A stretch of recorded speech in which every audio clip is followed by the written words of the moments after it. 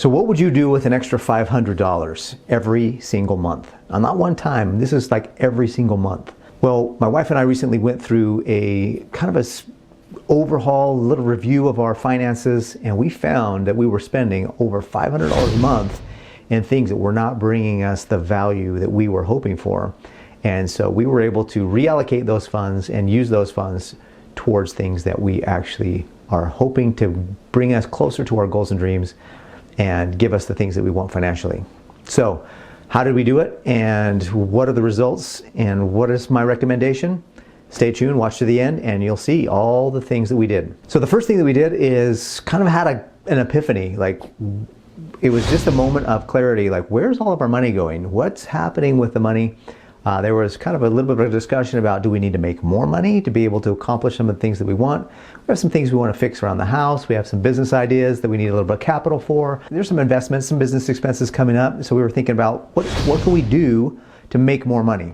And that was kind of the first thought. And don't get me wrong, we all need to make more money. The second thought was, well, let's take a look at what we're spending our money on already and see if there's anything we can kind of trim up. So that's what we did. We decided to look through all of our expenses over the last 30, 60, 90 days, which is something that I've recommended many times for people watching my videos. If you watch my videos, you'll recognize that as a very regular kind of advice that I give.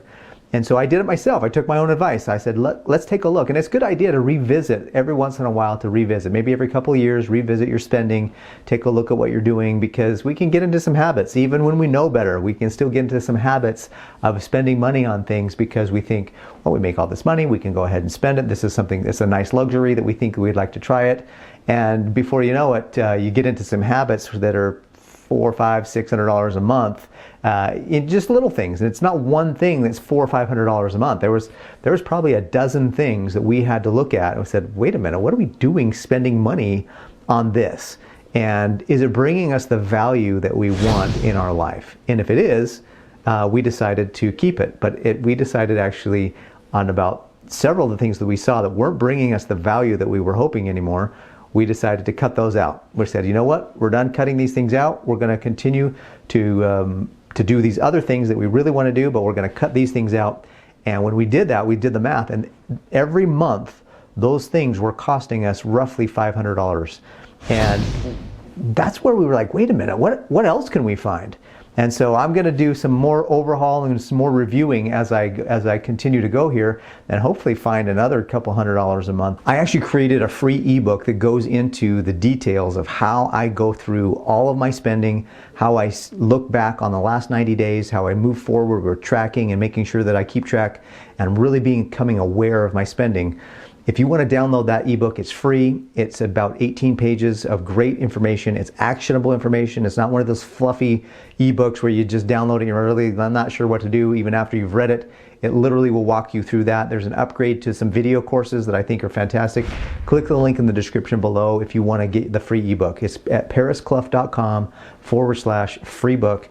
It's totally worth it. I've had clients save $600, $700, $800 a month by going through this process. And I promise that it will be valuable to you.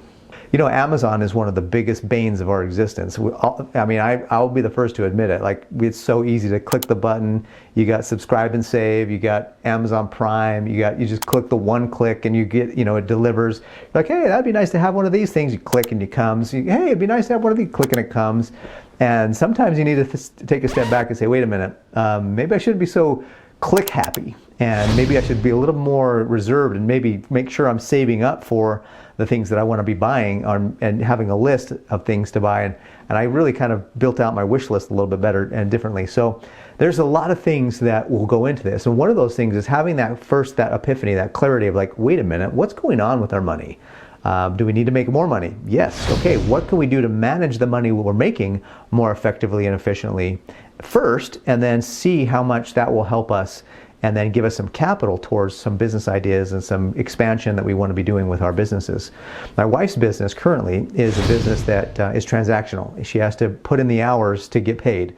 My business is more passive. I've built a passive income where I work for a few weeks of the year and then just a couple hours a week after that for the rest of the year. So I have a very passive income, and I want to get her to a more passive income because I want to be able to go do things, and we want to be able to go do things, and we can't really do that with her stuck to this, she has to trade her time for money.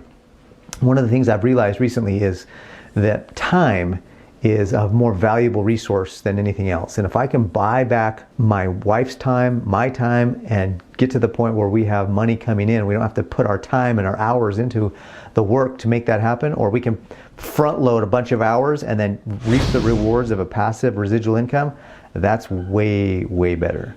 And so that's something that I'm really working towards, and that's one of the reasons, kind of the catalyst, that this whole idea of like, well, let's figure out how to manage our money that we're making more effectively and efficiently, so that we can put those resources towards helping build another passive income, or build the passive incomes that we have to be much greater and bigger. And so I think that's important for you to sit down and realize, okay, do you need to make more money? Yes. Okay, well, if you're going to make more money in a business, do you need capital?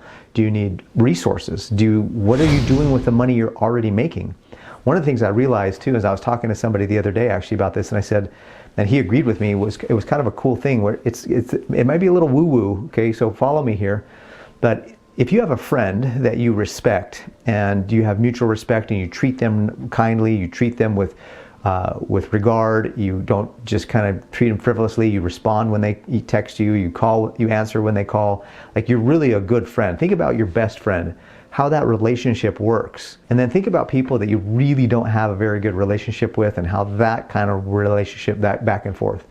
And then think about maybe treating your money, and how you're treating your money. Actually, maybe you should be treating your money more like a best friend than an acquaintance. A lot of times I think we treat our money that we make like it's an acquaintance. Like we can just treat it frivolously, we can spend whatever, we can kind of just whatever. I don't know anything about money. I don't want to learn about money. Like if you had a friend that was like, I don't want to learn about what you did today. They're trying to tell you about their day, and you're like, I don't want to know anything about your day. I'm not good at math. I can't talk to you. Like your friend is probably not going to be your friend for very long. And so that's the same thing I think with financial literacy, that there's this law of attraction, this law of the harvest that comes into play. The more you treat money with respect, the more it will respect you back, and the more that it'll want to stick around, and then the more that it'll want to be a part of your life. And so again, it's kind of woo-woo, but it's actually worked out this way in my life. And as I talk to other successful people who are making good money and have lots of success in business and passive incomes, they're all pretty much in agreement that the better you manage the money you're already making, and the more you treat it with respect, the more literate you become with it, the more concerned, and the more that you really get involved with how money really works, the more that money wants to stick around, that wants to be a part of your life. So I think the first thing to do is get clear on what you want to do with your current money, what you maybe want to be looking at as goals and dreams. The second thing is review your spending. Look at what you're spending money on. Is it bringing you value? If it is, great. If it's not, then don't. But the third thing I think is, now that you've kind of identified a few things that you probably shouldn't be spending your money on, let's rearrange your new spending habits. Let's build some new spending habits so that you're spending money on things that bring you value and don't take away from your goals and dreams that you have, so that you're not frivolously spending that money. Now, I really want to hammer this in. This is something that I think is very important. You do need to make more money. We all need to make more money. But before we go making more money, let's learn how to respect the money that we're making. Let's manage the money we're making more effectively and more efficiently. It goes back to that saying that I've had, that if you've been listening to the channel for a while, learn to live within your means. So discipline your spending, live underneath your means. So if you make a certain dollar amount, don't spend it, spend less than that. And then go grow your means, grow your income, grow what you're earning, what you're making, and what you're bringing in. I believe that money doesn't make you, it reveals you, and then it magnifies you. So the more money you have, the more money you make, the more money you keep, the more good you'll be, if you're a good person, the more good you'll be able to do in the world. I want good people to go make a bunch of money. Let's make Americans wealthy again. Let's build massive bank accounts so that we can do a ton of good in the world. I'm going to start doing that with managing my money, even myself. I do this for a living. I coach people for a living.